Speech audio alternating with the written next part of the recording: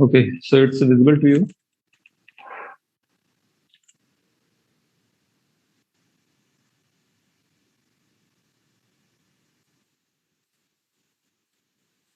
Hello, guys. Is the Yes, screen? Professor, it's visible. Okay, fine. So we are going to start the sixth lecture, and as this week's focus was the process overview, process states, multi-programming, and the level of scheduler. So it is going to be the second part of this particular topic and the focus. So in this particular lecture, we are going to specifically talk about the input, output, and CPU bound processes, and what is the meaning of context switch. And we have already discussed, but with some diagrammatic representations and some of the in detail talks, we will try to understand what exactly happens behind the scene. Okay. Next, we will move on to the process creation, how to create a process inside a system, and what are the other things that do take place with respect to process call.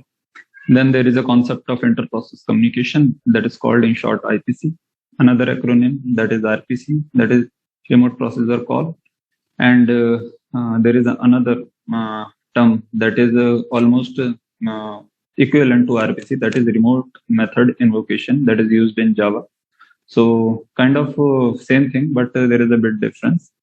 Then there is a concept of sockets. I hope most of you must be familiar with this term.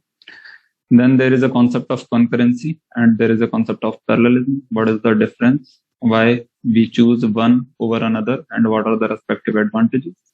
Then we will move on to understand the concept of process synchronization. Synchronization, as we have well debated in the earlier lectures, that what is the pros and cons of in an unsynchronized systems and similarly in a synchronized system. So if synchronization is better, then why we are supposed to incorporate that in a particular scenario and what are the related advantages that we get from synchronization. So similar way, we will discuss about the process synchronization, that synchronization with respect to different processes. Then what is the concept of critical section? Why do we need it? Why do we need to handle critical section in a proper way? And then the related solutions. Finally, by the end of this lecture, we'll try to negotiate few bugs in the terms of discussions and we'll try to exchange some of the question and answers. So moving on, the first point that is input output. Professor? Yeah. Sorry to interrupt. Like before you start, I wanted to ask, like, what would be the format of the assignment? That I'll make it clear. Actually, I have also not decided, but I'll make it clear, quite clear. Okay, when I'll post it on Canvas, so you will have no doubt. And even if you do have, then you can mail me. Okay. Sure. Okay. Okay. So the input, output, and CPU bound processes, as you can see from the figure, that there are two types of processes. Okay, in the first, the above part, you can see that there is a long CPU burst.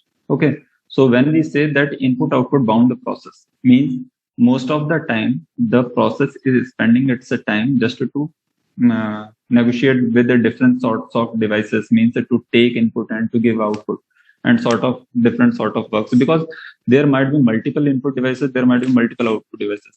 So it is not always the scene that if you have taken input once at a time, that you are not going to take another time. Means you can take the same input or multiple different inputs from the same device also, or there might be the case that taking multiple inputs from multiple devices. Similar way, it happens for the output devices.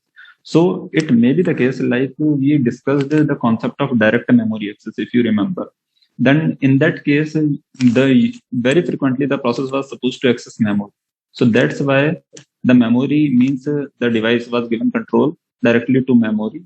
Processor says you take the control and do whatever you want to do, because it's a very long time taking process. So point is that when the process is not taking too much its time with processor, but it is negotiating or kind of doing some sort of communication with input output devices only. 90% of its lifetime is going in just communicating with the input output devices. Then we'll say it is a input output bound process. Okay, so as you can see from the first point, so first is a point that it spends most of its time doing input output only. And obviously, if most of the time is with input output, then CPU bursts will be smaller.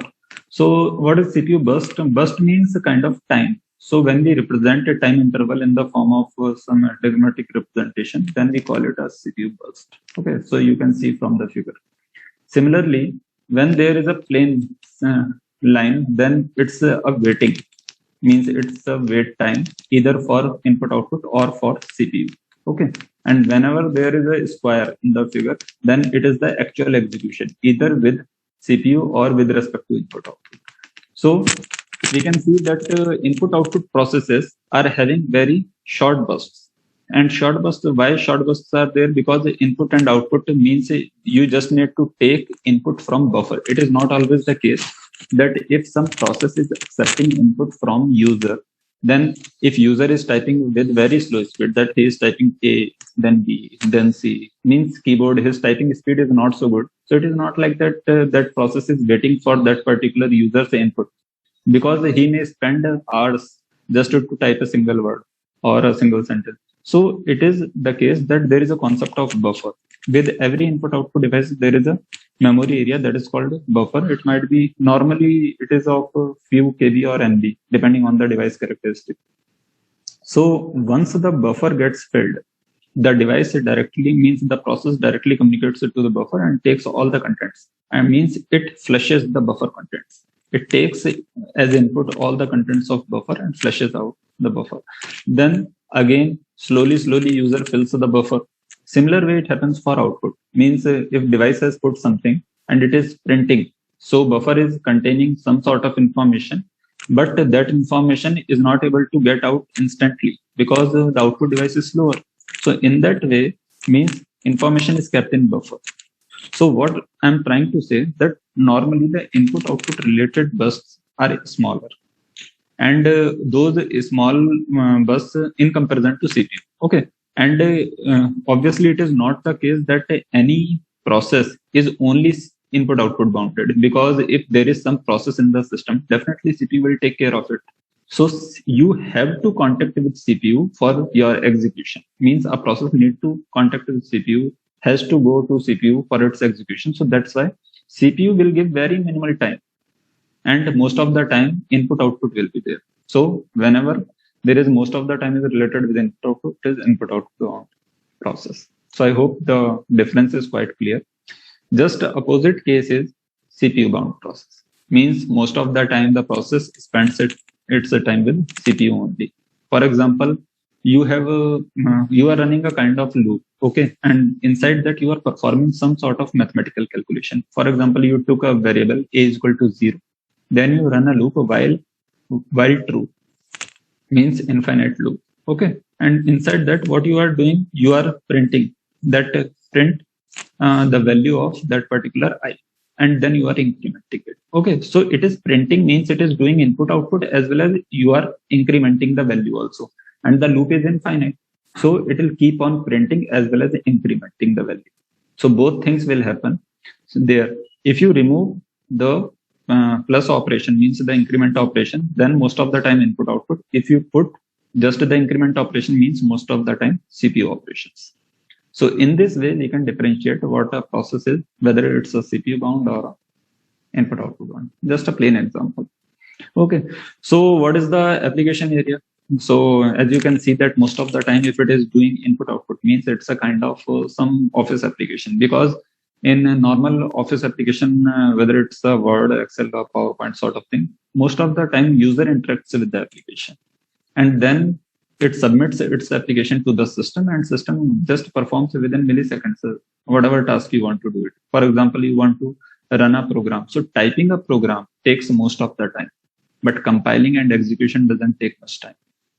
So similar way, your office applications, all the application related programs are the input output bounded programs, because they do spend their most of the time in input output, means taking input from the user or giving output to the terminal or printer or some hardware device.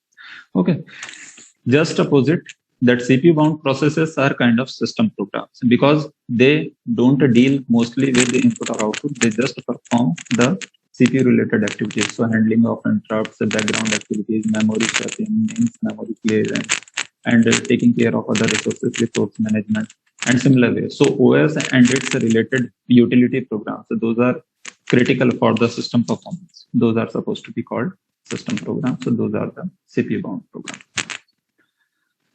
Moving on, we are going to talk about process context. Now we discussed the concept that whether a process is CPU bound or input output bound. Okay, so in your system, there might be the presence of multiple processes, and the processes are supposed to communicate with each other. So we discussed this concept of context switch multiple times in the initial 4 lectures. Why? Because it is the most frequent task that happens inside the system. Because even if you are doing multi-programming, you are doing multitasking, similar sort of things happen. Even if you are running a procedural program, then also similar sort of things happen, because routine jumps are there, some interrupt comes, and all those things do happen in the system. Okay, so I request all of you guys to go through this particular diagram and try to interpret it in your own terms. Okay, because we have discussed it multiple times. Now you go through the diagram and tell me what exactly is going on in this particular picture.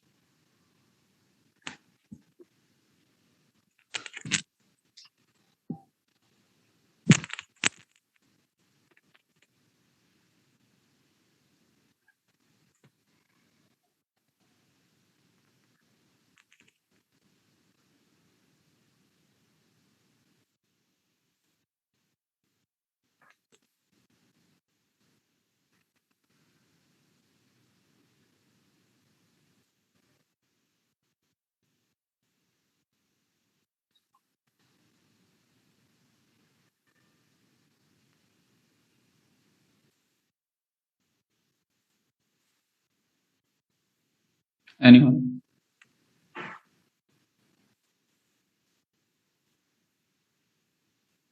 Just a minute, Professor. Just going through.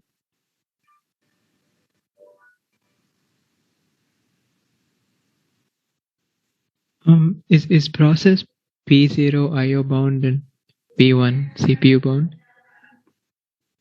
Okay. Any other thing than this?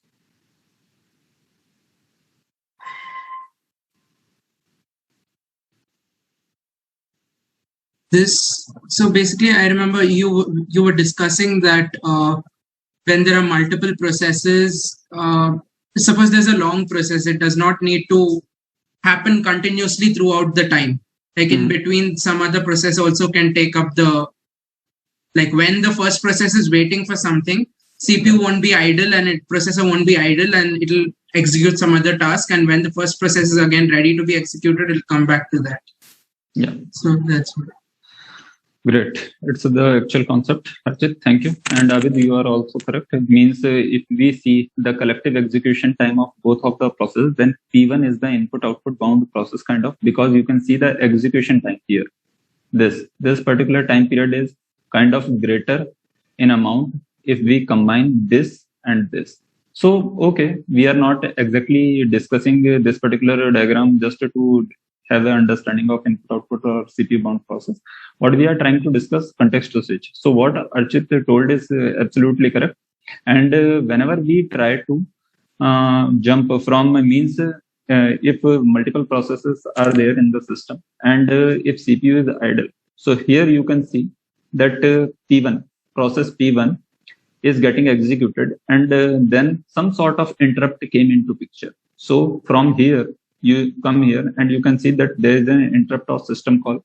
And then if you want to jump onto the process P1, so interrupt is urging you to jump onto the process P1 because now the CPU is idle or some sort of a specific functioning is required in P1 from processor side.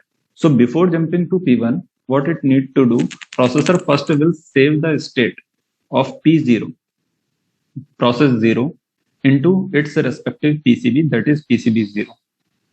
Okay, and then it will reload the state of PCB 1.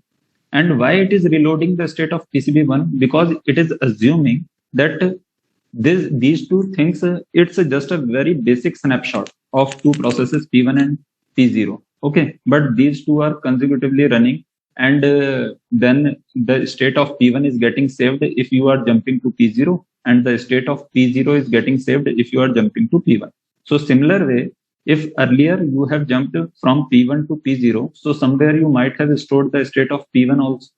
So that is PCB1. So that's why it is saying that reload the state of PCB 1 means because you need a particular address where you are supposed to exactly go. So inside the PCB means the process control block of process P1, there will be a column that is program counter. We discussed that particular part also. So program counter will tell you the address of location where you are supposed to go, because it is the address of next executable instruction. Okay. So from PCB1, processor means the operating system, because processor is a kind of device and operating system is the driving force. So operating system will get to know the address of the next location. So it will come here, then it will execute the process P1, and after its execution means it is not completely executed, but the part, suppose these two are running parallelly. Parallelly means concurrently. Okay.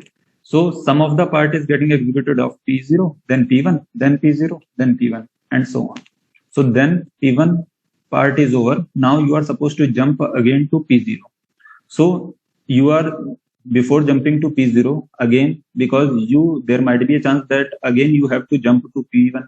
So then you need to save the content of next instruction of P1. That's why you are saving the content of next instruction, means the current PCB state into memory, and then you are reloading the state of PCB0. Means just a simple concept. Whenever you are supposed to jump to the second process, before jumping, you first save the current state of current process. Then you jump onto the next location with the help of PCB contents of another process. Then before coming back from the another process location, you first save its location and all the related contents in its respective PCB, and then you reload the content of the original process from its PCB and then come out to the original location. So in this way we are supposed to work. Means a context switch happens. Okay. So here when we say context, okay, so what is the meaning of context? Context means state, because when you say that we are talking in this context, or we are saying this particular thing, because in normal day talks we do talk in this way that in this particular context the meaning of this sentence is this, but in this particular context the meaning gets totally changed. So context means what? It might be a kind of environment, it might be a kind of a state or something. So as we are talking about processes, so context means what? It's state, because a process may belong to one of the possible states. Either it might be the means a very fresh job in the disk. Okay, it is not at all ready. Then you will bring it into main memory, it will become ready state. Then it will get assigned to processor, it will be in running state. We discussed all these states in the last lecture. So it is context means the state of process. And what is the importance of context? That it tells you that what is the current situation of a particular process. So whenever you are supposed to jump onto second location, you are supposed to save the context. Okay. Next is switch. So when we are saying that context switch means we are changing the context. So we are supposed to shift to another location. So that's why we are supposed to save the context of previous process. And what is the trigger? Means why to switch? What is the reason that you are supposed to switch? So there might be multiple reasons. For example, multitasking. Okay, multitasking means multiple processes are running in parallel. But normally, parallel things only can happen if you have multi-core system or multi-processor system. So if you have single execution element, then your processes are supposed to run in concurrent fashion, not in parallel fashion. We'll see the difference. Okay. So you right now just understand that if you are having multiple processes, then those processes can execute only in this way. If you have single processing element, that you first execute little bit process P1, then stop it, execute P2, then stop it, then execute P3, and then again jump on to P1. If you have 3 processes, and so on for any number of processes. Okay, so it is called multitasking, like you do in daily life. That means you are so many things to do when you are eating food, and as well as you are listening to song, you are doing some sort of typing. So your body is doing what? Multitasking. Means there is a single processing element, that is your mind. Okay, so your mind is functioning well, and it is giving very frequent means kind of fraction amount of time to each of the tasks. But you are not getting means you are not recognize this thing that your mind is kind of doing some sort of round robin, because your focus is getting on the song also, your focus is going on to your plate also, and a similar way you are typing also. So in this way, multiple tasks are getting executed parallelly with a very easeful means there is no sort of disturbance. And why it happens? Because your neurosystem means if you go into research point of view, then there is a total deep neuroscience on which the neural networks and all the things are there. Okay, so then again some sort of trigger elements, those trigger your neural networks, and all sort of this awakening kind of things do happen, means your body responds. So in this way, whenever there is something happening, means something is happening, there is some sort of triggering element. So what is the trigger for switch? That there are multiple processes and you have only single processing element. So you have to jump from one process to another. So whenever the another process will ask for its execution, you have to jump. Second case is interrupt. That there might be some sort of thing that particular process do need some sort of input output.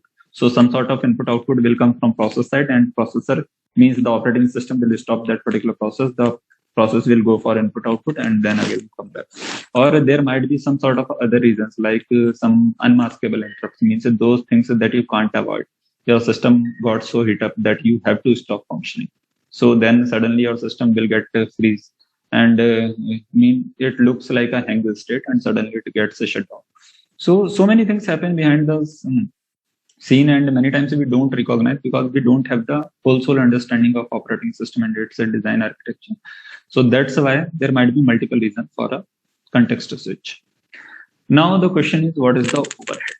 Okay, overhead means it is the kind of thing that is supposed to be kind of burden onto the system state. Okay, so we are saying that there are multiple processes, so obviously we have to do context switch for all processes justifiable execution, because we can't say that if a particular process is P1 is there, then you are executing P1 only. You are not giving any focus to P. So that's why operating system is supposed to give its a focus to all the processes, but that focus means that context switch will incur some sort of overhead onto system, and that will be in terms of time and speed. So can anyone tell me the difference between that? What is the overhead in terms of time and what is the overhead in terms of speed when we say that a system is doing context switch among multiple processes?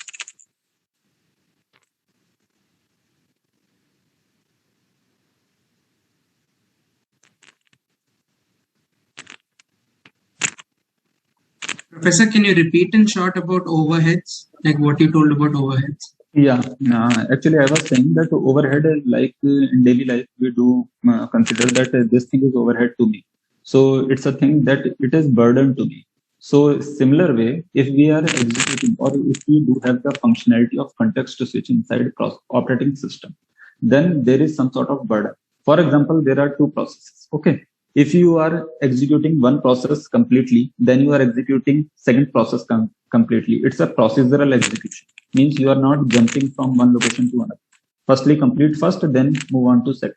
So in this way, no jumping is required.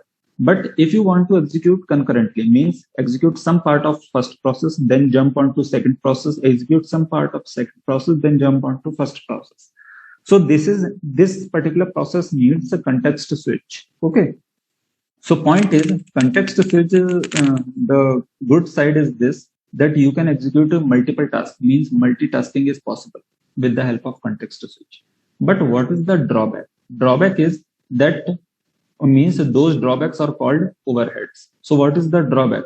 Drawback is that you will need more time, and as well as your speed of execution will get reduced. So that's why these two things are kind of overhead. Okay, no issue. I gave the answer. Next, in the next slide, we will discuss and I'll ask some of the related questions. Do you have any sort of doubt in this diagram or any of the related concepts? Yeah, Professor, again, in the P0, P1 thing, which is IO bound? IO bound, simply you understand. In this figure, it is not clearly visible. If you want to understand, okay, from here only, if you want to understand, you see what is the execution time. where it is written executing here, okay, in P1. So you can see this is the time. Suppose we are saying that both are having the unit time interval at both processes, then this particular time period is greater than the total addition of this time period and this time period. So that's why we will say that this particular process is spending more CPU time, more of its time with CPU, and this P0 is spending less of its time with CPU. In this particular time instance, okay, we are not supposed to give this particular judgment because this is just a very small time instance of a total process life cycle. Okay, so when we are supposed to say that a process is CPU bound or input output bound, we have to look at its whole life cycle. Means in its whole life cycle, how much time the process has devoted with CPU and how much with input. Okay, but if we take just this particular snapshot, then we can say that P1 is obviously CPU bound because it is spending more time. Right, Professor. Thank you. Okay, Arjun. So moving on. Professor, so the triggers are only for stopping execution. Starting execution of the next process will progress according to the program counter. That doesn't require a trigger. Okay. Yes. Shweta. Means whenever you want to start the execution of next process, you are supposed to reload the contents of its PCB. Because inside PCB only you will find the program counter. And there you will get to know the next executable instruction address. Okay. Fine. Okay.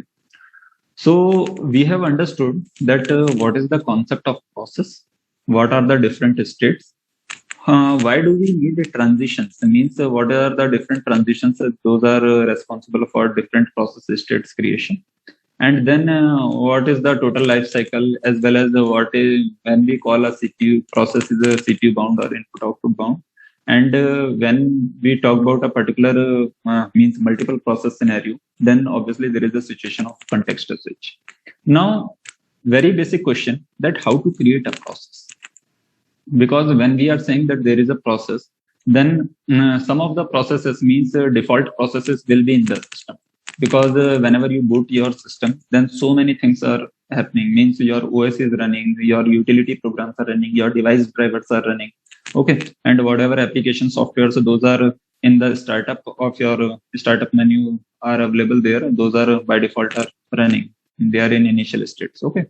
So some of the processes are already available in the system and some of the processes you can create. So if we want to understand this particular diagram, so let me first discuss the concept of fork. Okay, so fork is a kind of system call, okay, that is used inside Unix Linux based systems to create processes. Okay, so here fork is called and there is a variable that is PID, means process ID. If you remember correctly, then PID means process ID is a part of PCB because PCB holds the all related information of a particular process and process ID means the identification number of particular process. Okay, so whenever you call fork, a particular PID is returned and that particular PID will point to the particular process that is just created. So the process that you just created will be a child process. So here you can see that there is a parent process. Parent will call fork and then a PID will get returned. This PID will point it to the child process. So child will have a value of 0 in PID. Okay. And if the fork call is successful, then parent will have a value that is greater than 0. But suppose the fork system call got failed, means you started fork, but it got failed due to some reason, means not enough memory available inside the system or something like that. Okay, then a constant value of -1 will get returned to parent. So just by checking the PID value, you can say whether the child process got created or not. And once the process got created, then you can run another system call that is execution. Okay. So execution system call is to execute that particular process. It will execute the particular process and then finally after execution, obviously there is just the concept of termination, because if a process has completed its task, so obviously you have to terminate it because it will create means it will increase the degree of multi-programming unnecessarily inside RAM. So keeping the processes those have completed their targets or their execution inside RAM is just a waste of memory. So that's why just after the execution you are supposed to exit. Means the processes are supposed to exit. Means they are supposed to terminate. And termination means what? Means once you have terminated, it means what? It means that all the resources those were attached with that particular process, means all the PCB related contents, all the files.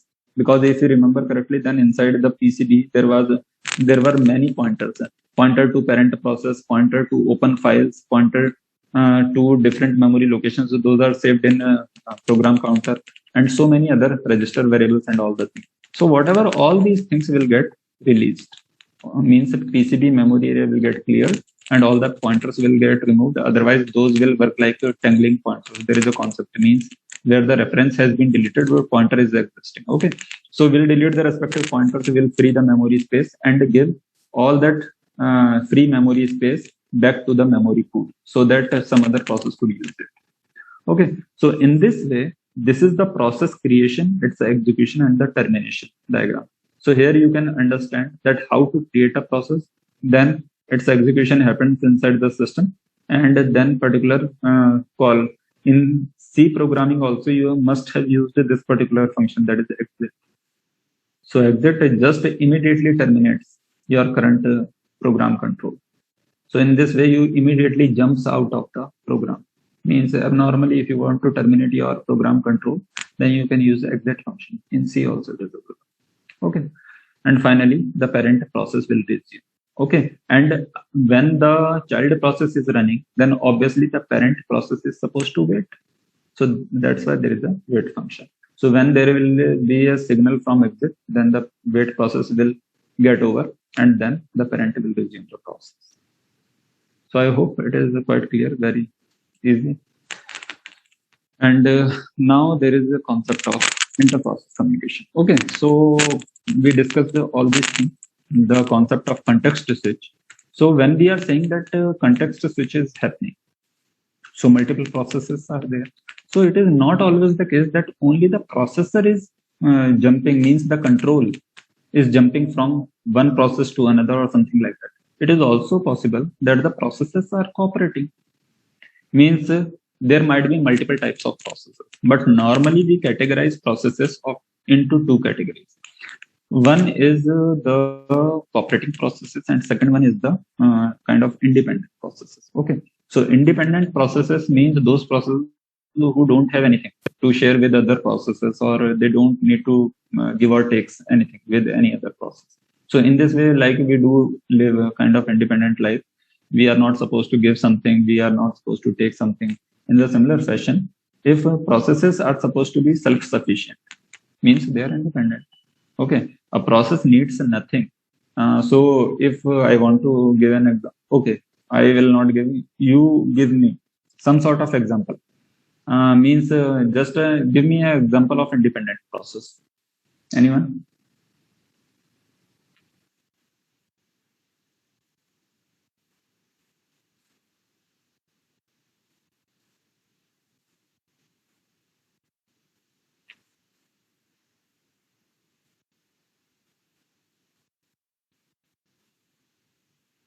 Hello.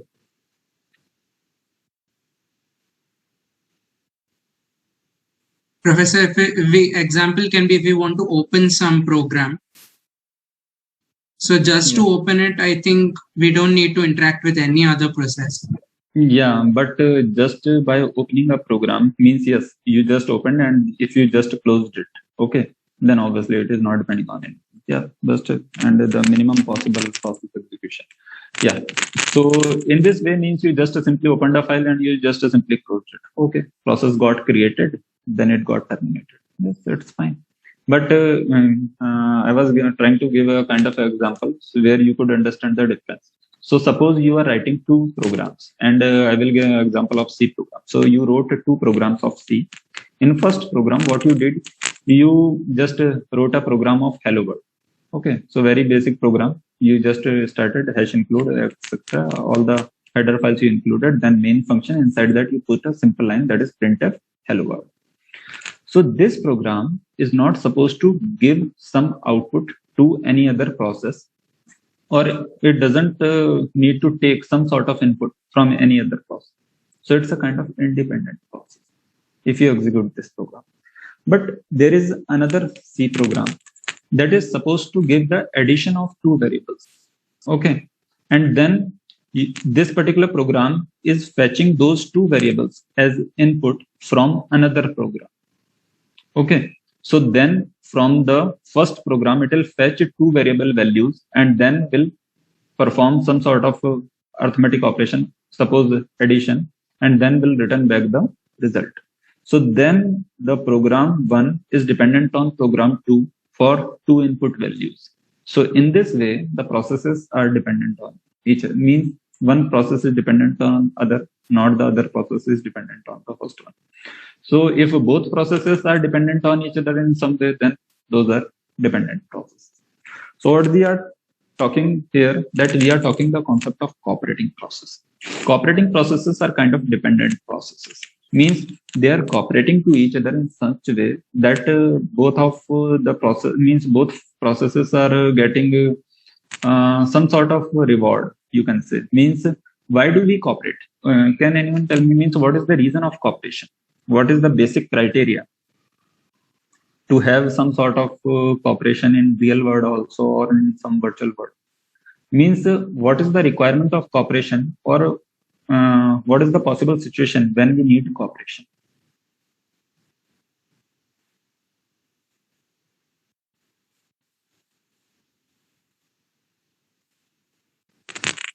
Mutual benefit.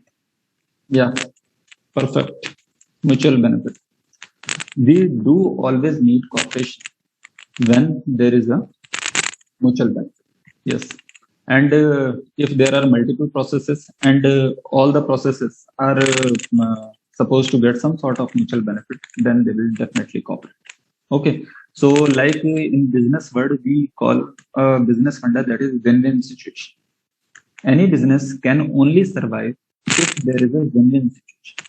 Win-win situation means the first party also wins and the other party also wins. If there is a win-lose situation, then obviously there will be no cooperation. If there is no cooperation, there is no business. Okay. So in this way, cooperation means there should be a win-win situation. So like as you can see in the IPC diagram, that there are two processes, process A and process B. Okay. And there are two ways of having inter-process communication. The first way is of using a message queue.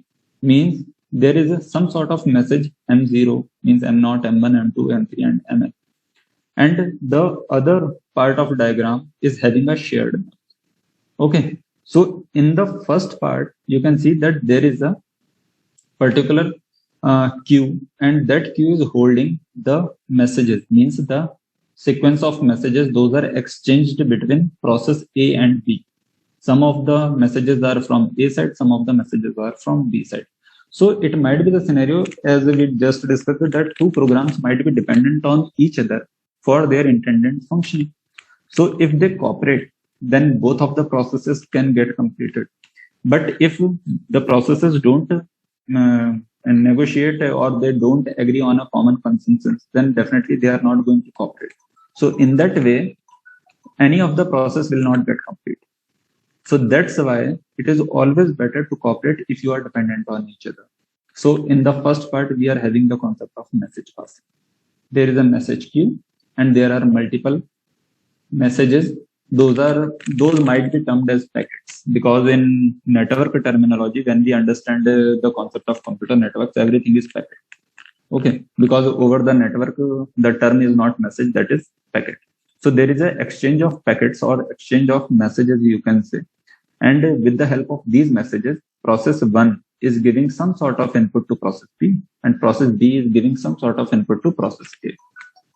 Okay, so then in the second part of diagram, you can see there is a concept of shared. Okay, now if you don't want to exchange messages, so what is the other alternative to cooperate? That you fix a particular location, that it is our common location. And in this location, I will post something and you will post something. Means now you are not explicitly sending the messages to each other. What you are doing, it's a kind of a notice board. Okay, there is a common notice board, and on that notice board, for example, in any college, there is a notice board, and that notice board is there are two parties. One is the management, and second is student body.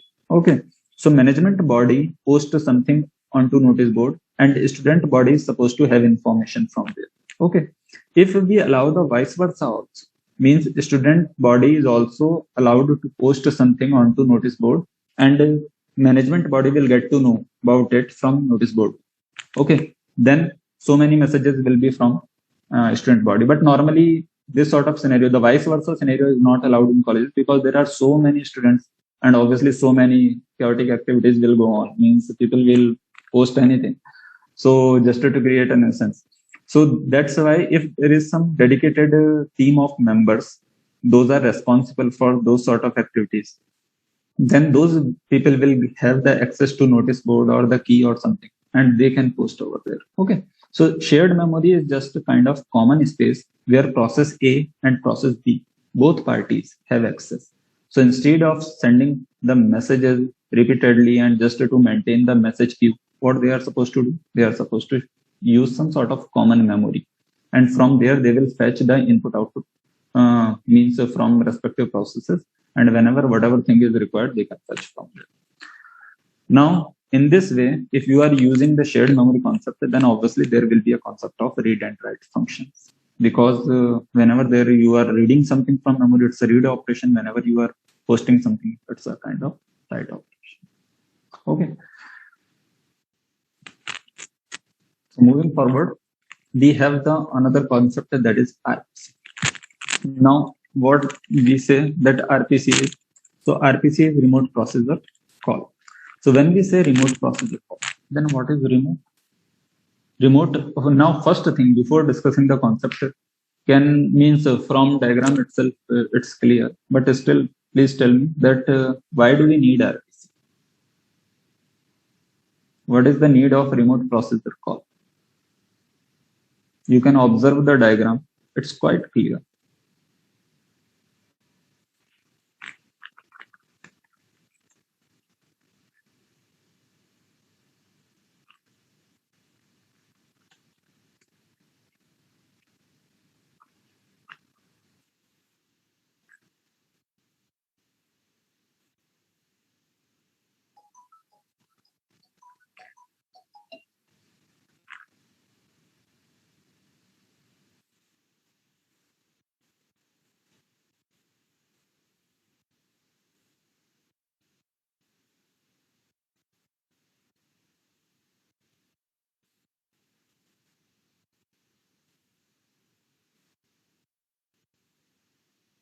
Anyone?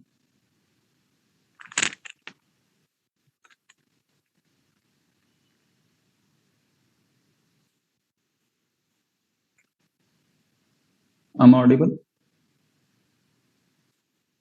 Yes, Professor. Is it like the client and the server are not connected always, but still when it wants to communicate, it can communicate through this process? Yeah, obviously means what you are saying, that's right, and it's going to be means you analyze in detail. But I was expecting just a simple scenario that what is the scenario when do we need remote processor call? So what you gave the answer, that is absolutely correct. That obviously clients and servers are not supposed to be supposed to be connected all the time, because it will take more means unnecessary waste of bandwidth and all. Okay, resources will get wasted. So normally we do not connect with server all the time unless the situation or the network is of high importance. Means a very secure network is required, and all the time you are supposed to remain in connection with server just to have some sort of security precautions or something, or to check all sort of activities on server or client. Okay, so leave that scenario. I was just expecting that when do we need RPC? So as it is clear from diagram, then whenever there is a situation of client and server, means whenever there is a situation of distant communication. So distant communication means two entities or two bodies are present at different physical locations. Okay, then you will need remote processor call. because the term itself, the first word of the term itself says that it is remote, means both parties are not available at the same physical location. So client is at one physical location, server is at second physical location. So that's why it's a non-local scenario. Okay. Now the concept of procedure. So when we say procedure, so procedure means what? That something is happening. There is some sort of function call or some sort of subroutine or some sort of activity is going on. That is procedure. Okay. Now that procedure is supposed to be synchronous. Synchronous, can anybody tell me what is the meaning of synchronous? When do we call a communication synchronous communication? If it's happening simultaneously. Simultaneously. Okay, Shweta. So interesting. Tell me, what is simultaneously? Means when do we call a thing is happening simultaneously? Means what do you mean by simultaneous communication? At the same time. At the same time. Again, okay. Means in next slide we will differentiate. But I wanted to just have understanding before discussing that slide that I will give you two terms. One is concurrent and second is parallel. And third is simultaneous. What is the difference? Normally we say simultaneous, but when we say simultaneous, then most of the people do get a notion that both things are executing, means both two different things are happening at the same time. But it's a very rare scenario, because in a processing environment, it will never happen unless you have two processors or means a processor with two cores. Okay, so synchronous means two things cannot happen at the same time. That's why you need synchronization. Synchronization means things are not happening at the same time. Point is, synchronization means those are attached with each other in such a way that you don't lose the thread of communication. Means the control doesn't get diverted. Synchronization means what? Just a plain example, that when I am speaking, you guys are listening. Okay. And when you guys are speaking, I am listening. So what is it? This understanding is what? This understanding is synchronization. Means when there is a well-defined protocol, that protocol brings synchronization in communication. Okay. So if means suppose there is a class, there are 60 students. Okay. I ask a question and all the students started to answer. What will happen? Again, there will be chaos. So just to avoid that chaotic situation, what is the protocol? That students will raise their hand. So raising hand is a tool of synchronization, because by the mean of raising hand, I get to know that these many students know the answer. Now I will point to a particular person and he is now given the authority to speak up. So in the similar way, when there is some sort of tool, when there is some sort of mechanism to control the communication in virtual world or in computer world, then that particular tool is or a procedure is called the synchronization tool. And with the help of whatever communication is performed with some sort of synchronization tools, it is called synchronous communication. So you see here that in the client machine, there is a client machine, there is a server machine. In client machine, there will be a number of processes. So we assumed that there is a process called client process. Similarly, in server machine, there is a process called server process. Now, there is a particular procedure that is going to take place in client process. Add ij means procedure add is supposed to accept two variables I and j and supposed to give the addition in the form of variable k. Okay, so procedure name is add, then two types of integer values, value of I, value of j. And then these two values means these two things are supposed to pass to the server machine. Why? Because the implementation of addition is not available at client machine. So when you are not having a particular kind of functionality, then you are supposed to take that functionality from another particular machine that is within your network range. So here the addition of the implementation of addition function is available at server machine, and you have the remote processor call function means facility in your network. So client process will generate a connection opening request. So that request we will discuss now, but first you understand what is happening. That client process needs the addition function that is not available at local machine. So the parameters means client machine is not importing the implementation of it. What it is doing, it is passing the parameters. Parameters will go there, and those parameters are going with respect to processor addition. So that's why you can see that just above the third step, you can see there is a processor add with respect to two values are passing to the server machine. Then in server machine, the processor add implementation is available there. So what it will do, it will perform the addition, will put the output in K and will return back. Okay. So in this way, this particular thing is happening. Now it is the conceptual thing. When in actual, the thing will happen, means the remote processor call will happen. So what will happen? See the step first. Client call to process. Firstly, there should be a call. Means inside a program, there should be a some sort of subroutine or function call. So client will call the processor. Okay. Then stub build message.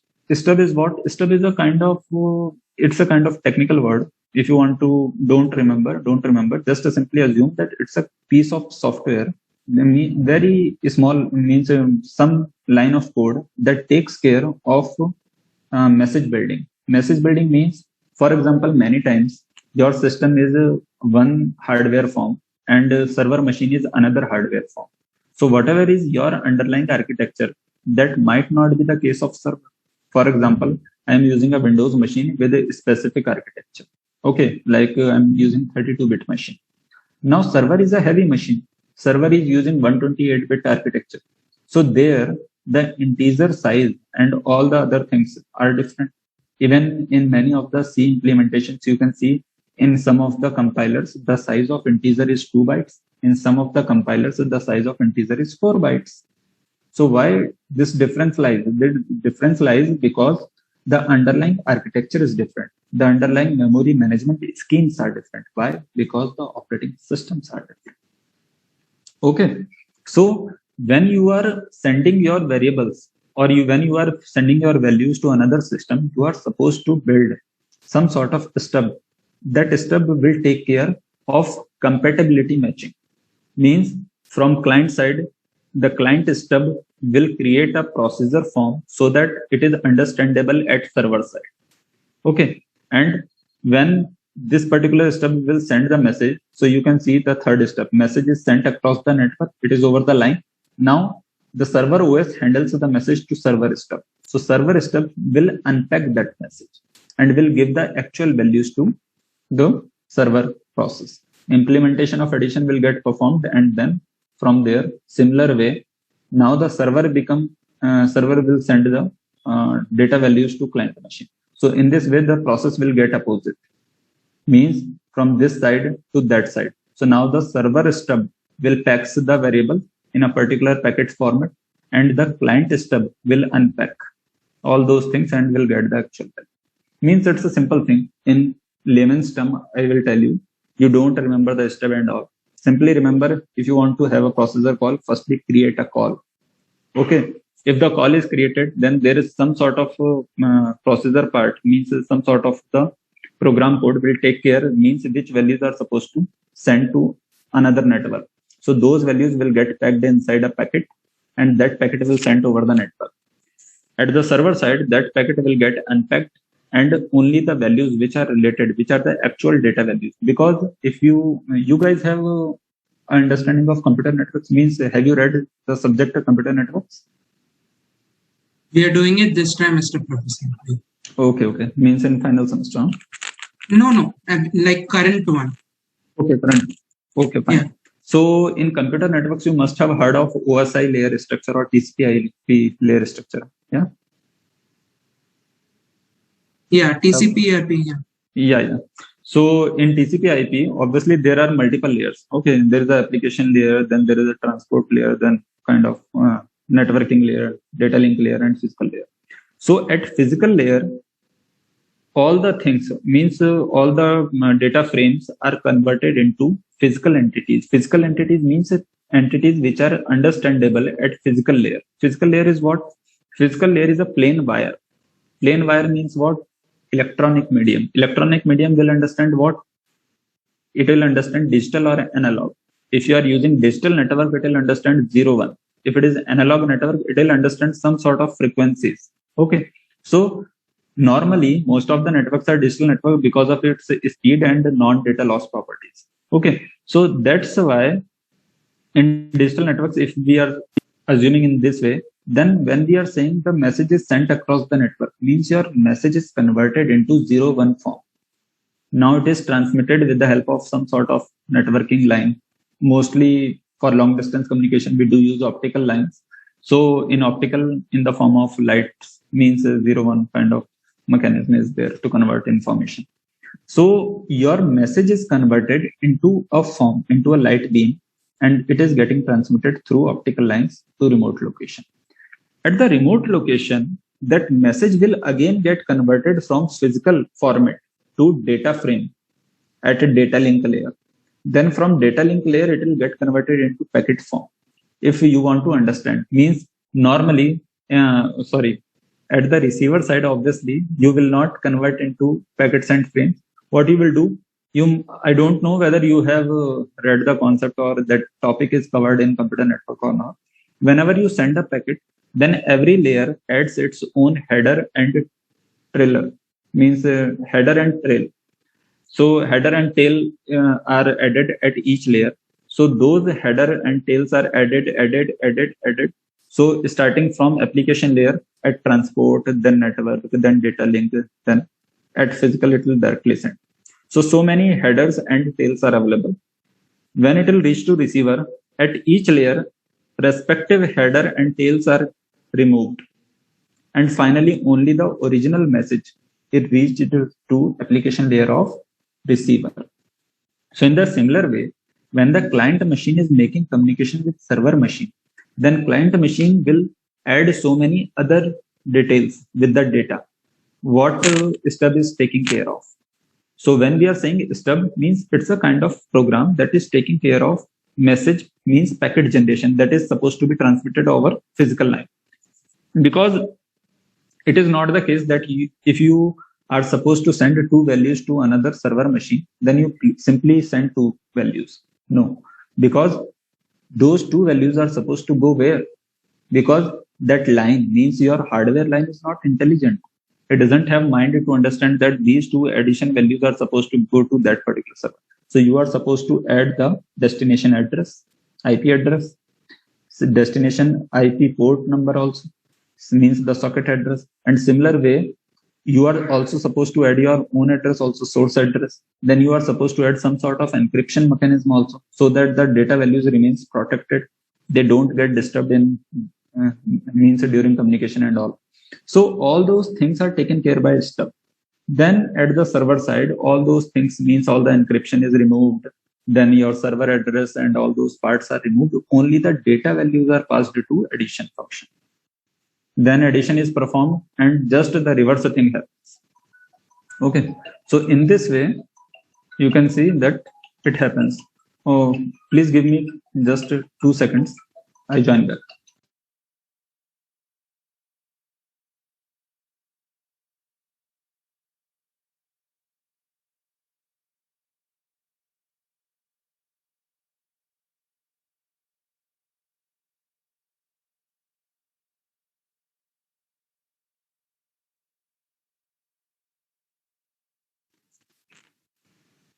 Hello. Am I audible? Yes, bro. Yeah. Thanks. So I hope all of you guys must have understood, means what I'm trying to communicate, that stub is a thing that takes care of the all other things, that so many things happen inside the networking environment when you try to communicate with other machine. Okay. So don't worry about stub and all things. You just simply understand the basic phenomena what is going on. Okay. So, Professor, yeah. a stub is basically like a modem, right there. No, we will not say modem because modem is a kind of hardware device. It means modems are a kind of software also, because there is a device driver, and modem is a kind of dedicated hardware device. So we'll not say that it's a stub, but normally. I'm not telling in terms of form, but in terms of function. Like modem also converts it from one form to the another, and then at the other end it converts it from the other form to the first form. That way. Yes. Kind of function is that only, but please don't write or please don't say somewhere that stub is a kind of modem functionality, because modem has so many other functions. Inside modem you have the analog to digital converters and all those things. So those things are not present inside a stub, because when we say stub is just a simply program level thing, it is not your hardware level thing.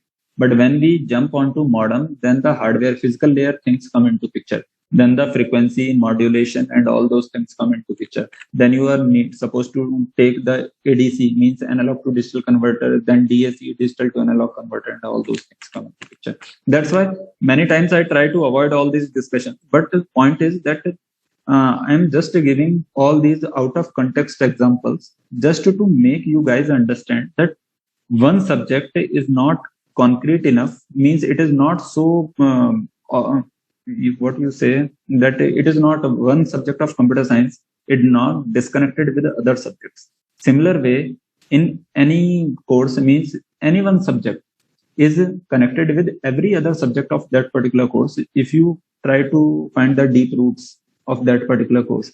So in this way, operating system is also connected with your computer architecture. It is also connected with your computer networks. It is also connected with your software engineering. It is also connected with your object-oriented programming. So all these subjects are somewhere related. I'm just giving examples to make you understand. But when we talk about a particular subject, then the respective context changes, and the respective terminologies changes, and the respective discussion level changes. So similar way, when we are saying here that it's a kind of just a program level thing. But inside a computer network, when you will say encryption, decryption, then analog to digital conversion and all those things, then there is a systematic layer-wise structure to take care of all those things. At physical layer, you will have the modem and all those devices. Okay. Clear, Archit? Yes. Okay. So finally, there is a concept of concurrent RPC. Concurrent means like Shweta told the point of simultaneous execution. Then concurrent means two things are happening, but they are not happening at the same moment of time. Because two things are happening happening means what? Happening means executing. Because inside operating system, when we say that two things are happening, means those are getting executed. They are getting executed, then we will talk with respect to processor. It might also be possible that they are getting executed with respect to input output, doing some sort of input or output. But we are talking here with respect to processor. That concurrent execution means what? Concurrent means one thing is getting executed, then stop it. Then do the another execution. Then stop it. Then do first thing. Then again do second thing. What we saw in the earlier figure of context switch. That is concurrent execution. When we say parallel execution means two things are getting executed simultaneously. Means at the same moment of time, two things are getting executed. But to execute two things at the same moment of time, you need two control environments, means two processing elements. So either you are supposed to have two threads, because thread is also a lightweight execution mechanism, that is lightweight process, or you are supposed to have two processes, and you need dedicated control to control these things. So either you have multiple core system, means like in nowadays you say CINA 4-core system, 8-core system, and like that. So either you have multi-core system or you have multi-processor system. Then only this concept of parallel execution is possible. Otherwise, there is always concurrent execution. Okay. So when we are using the concurrent RPC, means multiple RPC, because when we are saying that RPC is going on, it is what? It is also a process.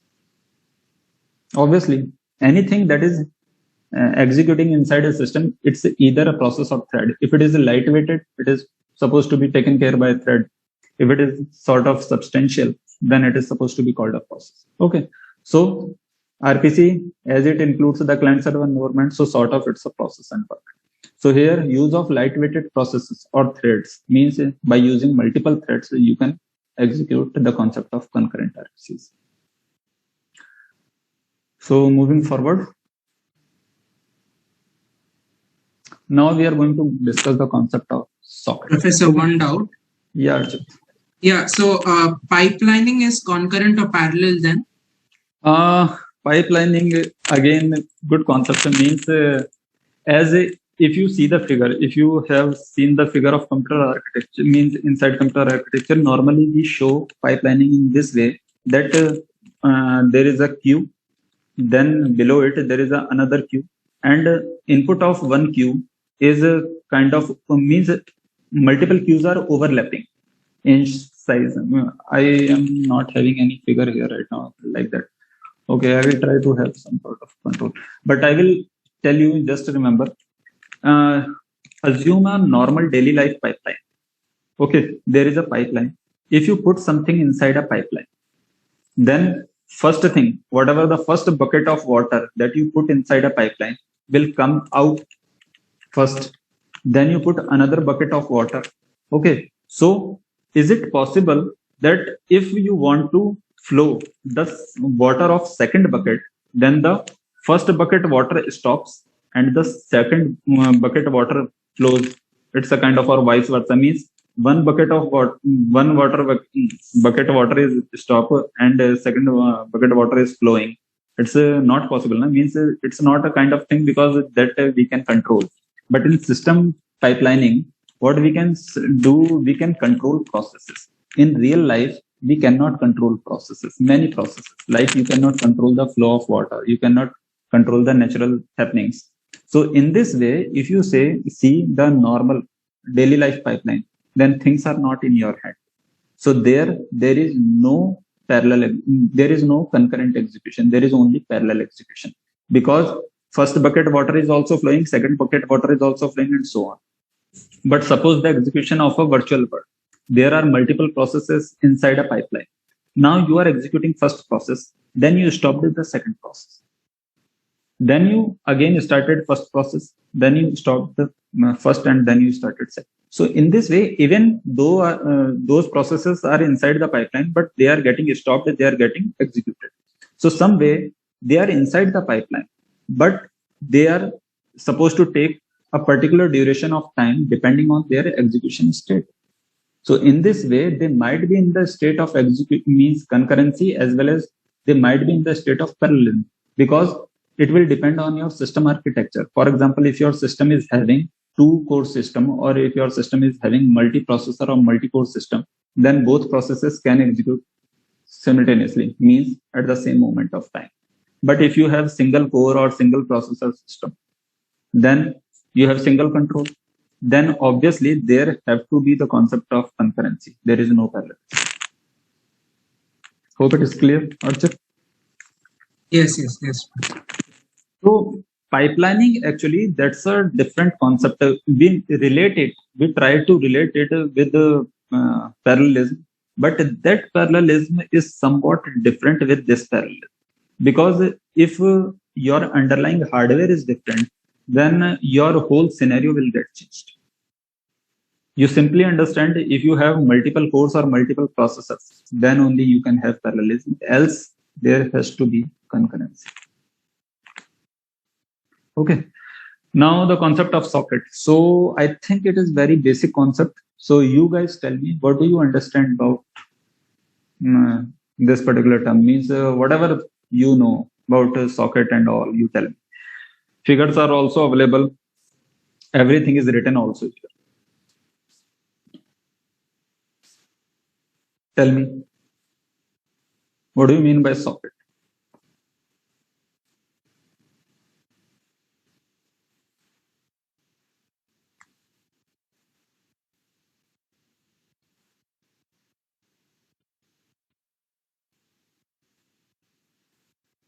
Socket forms the interface between two things. So like when you take normal sockets, as in the electrical sockets, then they device connects to the external supply of electricity. So Mhm. here it can be a connection between the kernel or the OS and the network. Okay. Actually, I wanted to ask, means what you are saying, that is right. Okay. Between your kernel part and your user space, means you can have a connection. But normally socket, what we call here, like because we just discussed the concept of RPC, remote processor call. So there was a client server environment. So here you can also see that there is a client machine, there is a server machine. Okay. So socket is what? Socket is just a plain combination of IP and port number. Okay. So when we say there is a socket, means there should be a IP address and there should be a port number. Now, IP address means the address of machine and port number means the particular process that is executing on that particular machine. Okay. So when we say that socket, then it is what? It is nothing but a combination of IP and port. Second thing, why do we need IP address? So IP address we need for long distance communication. Okay. Now you might say, sir, I have a mobile phone, I have a laptop. Both things are at the same physical place and I can communicate using those two things. Okay. So why do I need IP? Can anybody tell me that why do we need IP address? I have written for long distance communication, but how and why?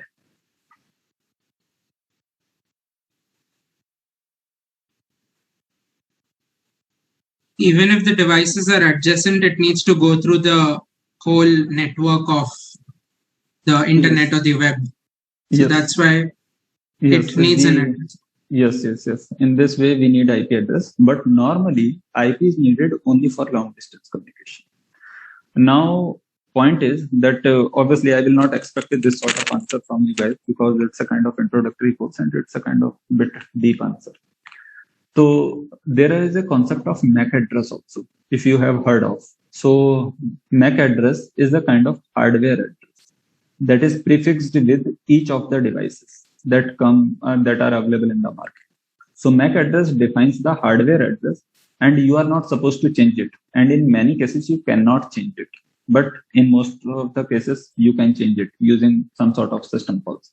So point is that there are two addresses. First is MAC address, second is IP address. MAC address is handled at data link layer. IP address is handled at network layer. Now, data link layer means physical and then data link layer. These two layers are bound to be are supposed to bound with each device, means even your mobile phone or the even small sensor which is having connectivity, some sort of connectivity. But IP is needed for long distance communication because MAC address is of 48 bits, IP address is of 32 bits. But using that 32-bit IP address, you can communicate across the world. Using MAC address, you cannot communicate across the world. Why? Because MAC address is unique within your local network. Because there are so many devices out there and people can change their MAC addresses also. Okay. So in this way, but you cannot change your IP. Means, okay, you can have static IP configuration, but that static IP is just for your local network. You cannot define your own public IP. Okay. So that's why IP changing authority is not in your hand, and that's why it is supposed to be unique across the world. So for normal purposes, normally we do the dynamic IP configuration, and that takes care of all these things. And there is a dedicated server for that particular purpose, that is DHCP server. Okay, so DHCP server means a dynamic host configuration protocol server will take care of all these things. So you just simply remember that we need IP communication for long distance communication, and sockets we need to identify a particular process on that particular IP address. Okay. Now processor means what? Because let's continue with the operating system, because if we delve into computer network, the whole focus will go in a different direction. Many of you will get confused. So remember that IP address will uniquely identify your device across the world, and port number will identify a particular process on your device. Okay. Then what do you mean by processor? Then processor is a operation, means whatever you are doing is a processor. But as we just discussed, that synchronization is important. Means there should be a well-defined protocol when you are supposed to send something, when you are supposed to receive something, or something like that. So that is a synchronous operation, like we are having a synchronous communication. Okay. Then there is a concept of concurrent RPC. Then concurrent RPC means the lightweight processes of the threads, and all these things will make the use of socket, because socket is what? IP and port number. So when you want to communicate with the remote processor calls, means there is a server, there is a client. So you need the other machine, means the remote machine's address also, means the IP address, as well as the server might be having hundreds or thousands of processes inside server machine. So you are supposed to know the exact process you are supposed to communicate with. So that's why you need the port number also. So with that particular port number and that particular IP of server, you will communicate. Okay. So in this way, socket helps in the proper communication. Then we move forward and discuss the concept of concurrency and parallelism. We have discussed this so much already. So I think the diagram is quite clear. And concurrency means can be done by using a single processing unit. Okay. But for parallelism, you need to have multiple cores or multiple processors, means you need to have multiple processing units. Okay. And when you have single processing unit, there might be a chance of non-deterministic control flow. Means in a concurrent environment, there might be a situation of interrupt and processor has to go to some random location just by stopping the current process. Why? Because it doesn't know when some interrupt will come, where I need to jump, and then again I have to come back. Obviously, it will store the address of contents in program counter, means PCB and something, and will go there. But it need to take care of random locations, random problems, random interrupts, and all the things. So behavior is kind of non-deterministic in comparison to parallelism. Because in parallelism, in parallel environment, there are multiple processing units. So there is less burden on processor because there are multiple controls. For example, there is a single breadwinner in a family, and there are multiple breadwinners. Okay, there are multiple people in a family who take care of family. Okay, then the burden of means the daily livelihood burden is more in first case on the person who is single in the family to earn bread for the whole family. Okay, but in the second scenario, the burden is distributed. So in this way, the behavior is deterministic and non-deterministic, because in first case, the person's behavior is supposed to be non-deterministic because he is supposed to take care of so many things alone.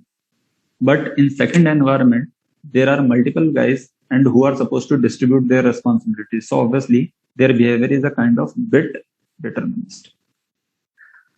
Okay, so I think that there is no confusion. If you guys have any question in this particular slide, please let me know.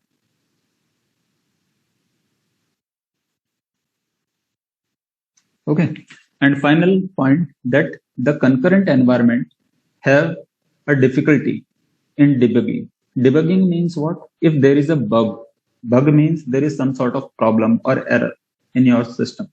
Then removing or fixing that error is debugging. So debugging is hard. Why? Because the behavior is non-deterministic.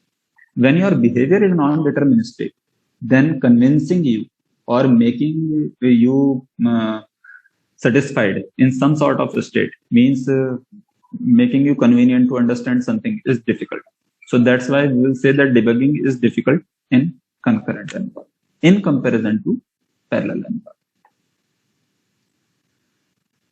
Okay. Next, we are going to have a discussion on process synchronization. We have 10 minutes around, so we'll discuss this concept finally. Okay. So process synchronization, as we have well understood the concept of synchronization. Okay, synchronization means there should be some sort of communication mechanism that abides all the communication by some rules, and it allows the communication to happen in a proper way. Means there should not be some sort of chaos, there should not be some sort of abrupt changes or disturbance inside communication. So now assume this situation that you are supposed to have a situation of critical section. Firstly, understand the definition of critical section.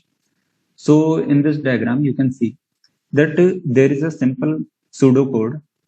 Do while loop is here. So you simply avoid this do while situations. You simply assume that there is a constant true situation. Means this loop is supposed to get executed for infinite time because there is a true situation. Now there is a entry section, there is a critical section, there is an exit section. So entry section means you are supposed to enter into the code, means you are supposed to assign variables and all, I is equal to 0, all these things, and etc. etc. Finally, when you do some sort of processing, that is critical section. And when you supposed to close your program, then you are supposed to write some sort of output to some file or to some console. Then you write printf %d or something, or printf some sort of message or something like that. Okay.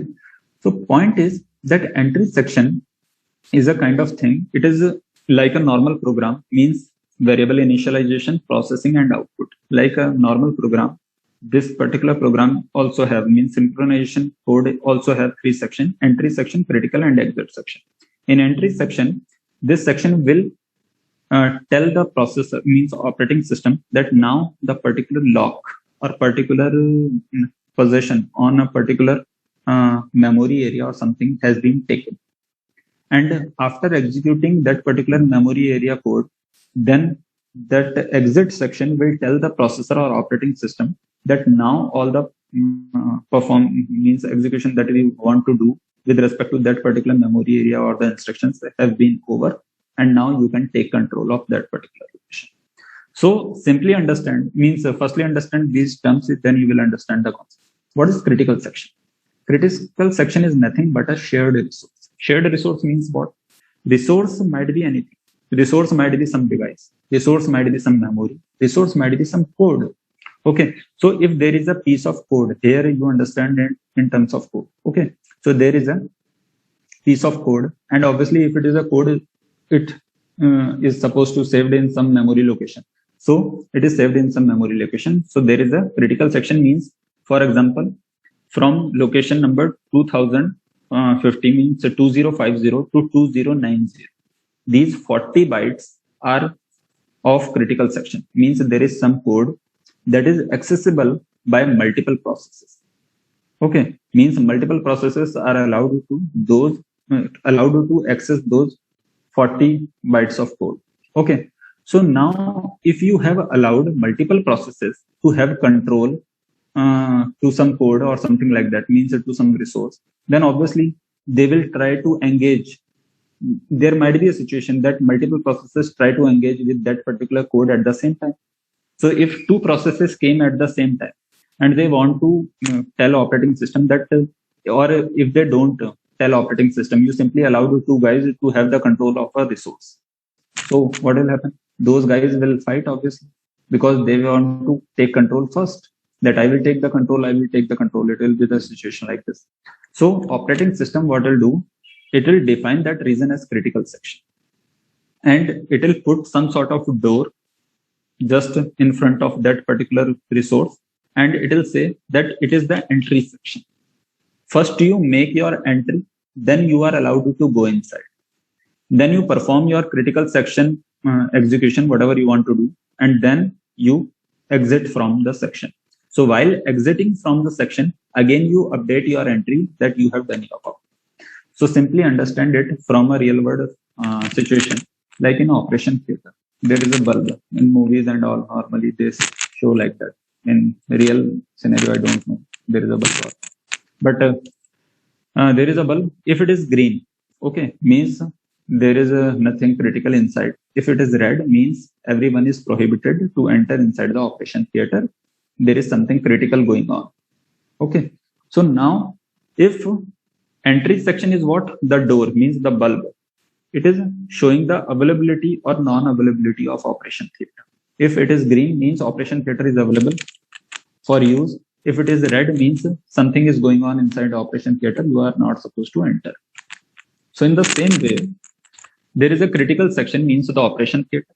There is some entry section, means the bulb. And there is some exit section, means the green bulb. If it is red, means it is entry, means somebody is inside. If it is green, means somebody got exited. Okay. So what exactly is going on? So phenomena is this, that multiple processes are trying to access some resource that is inside critical section, means some variables or memory area or something like that. Okay. Now that those set of processes are cooperating processes or the coordinating processes. Okay. So those cooperating processes, because if those are not cooperating processes, then obviously they will not wait for each other. Okay. So they are supposed to get bounded with some sort of protocol. Then they are supposed to be prohibited if one of the processes inside the critical section. Then only the second process is supposed to take. 1 minute.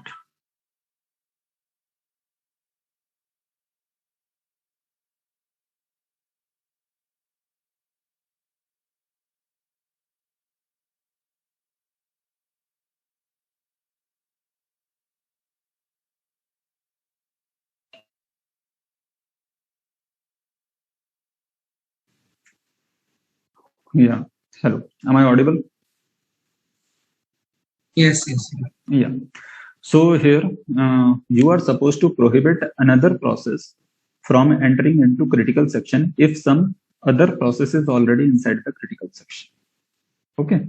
So this is the sole concept of process synchronization, because when earlier I told you the definition of synchronization, what I told you guys that synchronization means what? Some sort of rules. There should be some sort of protocol that if I am speaking, you are supposed to listen. If you are speaking, I am supposed to listen. So it's a protocol. Protocol is what? Protocol is a set of rules. So it's a protocol. Similar way, operating system, inside operating system, there is a process synchronization mechanism. So for synchronizing the communication between processes, what they do, because in process synchronization, in cooperating processes, we saw the concept of shared memory. If there is a concept of shared memory, then processes are supposed to put their messages like notice board, and the other processes are supposed to read. But if there is a single memory location and multiple processes are supposed to put their values there, then obviously there might be a kind of race condition. As you can see here, the race condition means what? That there is a variable I. There are 5 processes and 5 processes are claiming different 5 values of I. Then there is a 6th process who wants to read the value of I. Now 5 processes are having 5 different values of I. Then the 6th process is supposed to believe whom? Because there are 5 values, so the 6th process will definitely get confused that which one is the true value. So there is always a race that I am right, because every process will claim that my data is right. So just to avoid this situation, there is a specific critical section problem. So critical section problem tells what? Critical section problem tells that you are supposed to design a set of protocol or a set of mechanism that defines the rule in such a way that only one process is supposed to access the critical section at a time and other processes are supposed to wait. Okay, but it should not be the case that the process who is inside the critical section remains there for infinite time, because it might also be the case that the person who got the chance went inside the critical section, means the process went inside the critical section and the process is enjoying inside, means the person went inside the operation theater. He is doing nothing critical inside. He is just simply enjoying. He is sleeping inside operation theater. Okay, so if you want to sleep, go somewhere else.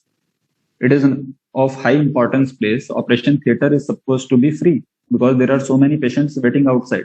Similar way, critical section is of high importance. There is some critical resource or values, those are stored there, and multiple processes are waiting to access or fetch that particular value or resource. So that's why there are 3 solutions to critical section problem. Means, first thing, there should be mutual exclusion. Mutual exclusion means if one process is inside critical section, none of the other processes is allowed to enter the critical section. Second thing, progress means the inside process who is inside the critical section is supposed to progress in its execution. It is not like that you went inside the operation theater with a critical patient and you came in the same situation back. Okay, if you went inside, do something meaningful, then only come back now. So similar way, your state should be improved, means there should be some progress. Okay, similar way, if some process accessed a critical section, it should fetch, perform something, and then should come back. If you are not supposed to do something, then why you are asking for critical section access? Then the third thing, bounded wait. Bounded wait means, this wait I wrote, it is WAIT. Okay, bounded wait means it should be kind of wait where you are supposed to wait not for infinite time. It is not like that one process inside the system went and it is keeps on waiting. It means other processes are keep on waiting for infinite time. So whatever process is inside the critical system, it is supposed to come back after a fixed amount of time because other processes are waiting. Similar way, the other patients are waiting, means outside the operation theater. So I think the concept is clear. We will discuss these concepts in detail after the class, means in next classes also. And whatever communication that is required with respect to assignment and all that, I'll communicate to you guys via Canvas. So you will get to know all the details. Don't worry. Any other thing, if you want to ask, then you can ask me any question or any sort of doubt that you have in your mind.